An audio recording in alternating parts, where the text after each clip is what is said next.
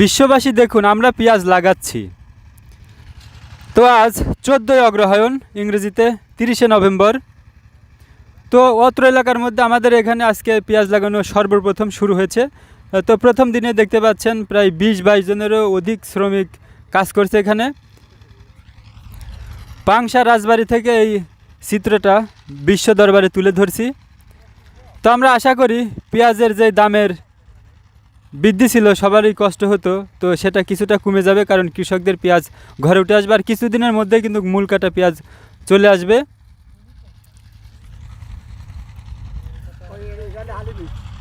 আর এটা হচ্ছে হালি পেঁয়াজ লাগানো হচ্ছে। আর এই পেঁয়াজ লাগানোর হচ্ছে গৃহস্থ, ইনি হচ্ছে মূল গৃহস্থ ফটিক মাল।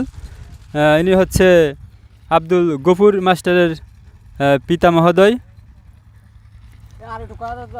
তিনি এবছরে প্রায় 1.5 একর জমিতে পেঁয়াজ রোপণ করবেন বলে আমাদের জানিয়েছেন। তো আজকে তার প্রথম দিন।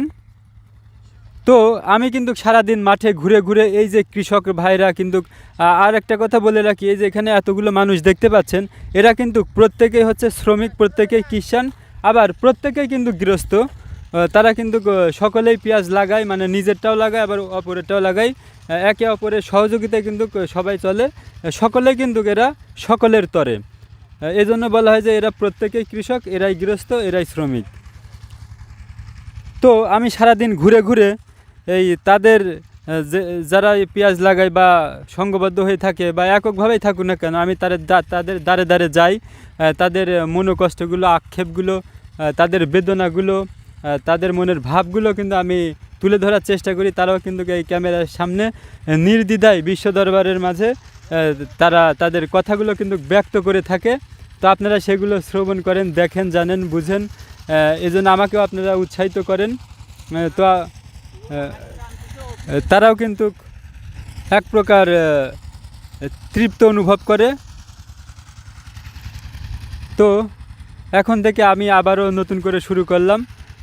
আমি কিন্তু আমার এই ভিডিও যাত্রাই কিন্তু এখান থেকে, এই পেঁয়াজ লাগানো থেকেই কিন্তু আমি এই পেঁয়াজের চিত্রগুলো তুলে ধরতে গিয়েই কিন্তু আমার ভিডিওগুলো লোকপ্রিয় হয়ে ওঠে। তখন থেকেই কিন্তু আমি উৎসাহ পেয়ে আপনাদের মাঝে বিভিন্ন তথ্য আমাদের এলাকার বা যখন যে তথ্য পাই সেগুলো তুলে ধরার চেষ্টা করি।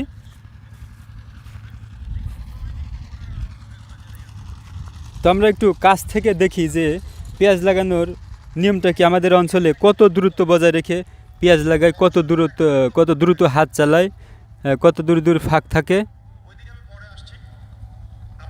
এবং কিভাবে লাইন টেনে লাগায় দেখুন।